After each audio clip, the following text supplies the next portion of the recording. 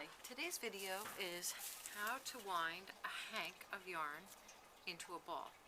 Now yarn comes in three different put-ups. A skein, which is a long tube and it's ready to knit. You can pull the yarn from the outside or the inside, either way, doesn't matter. Then there's a ball of yarn where you just remove the label and start knitting. And then there's a hank, and oftentimes really good hand-dyed yarns and luxury yarns are put up in a hank, and hand dyes need to be put up that way because that's the way they dye the yarn. They kind of go around a big loop of yarn, and then you can't knit it like this, and you need to wind it into a ball. So I'm going to show you how to do that. So the first thing you need to do is just open up the hank like this, and then take off the label,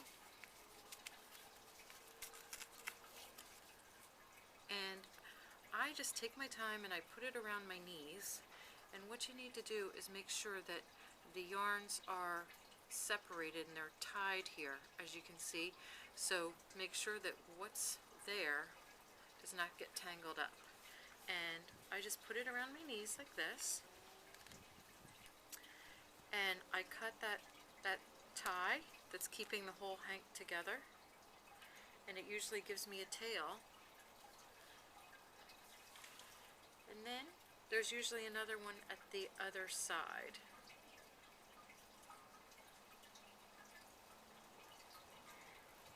Sometimes it's tied in 3 or 4 spots.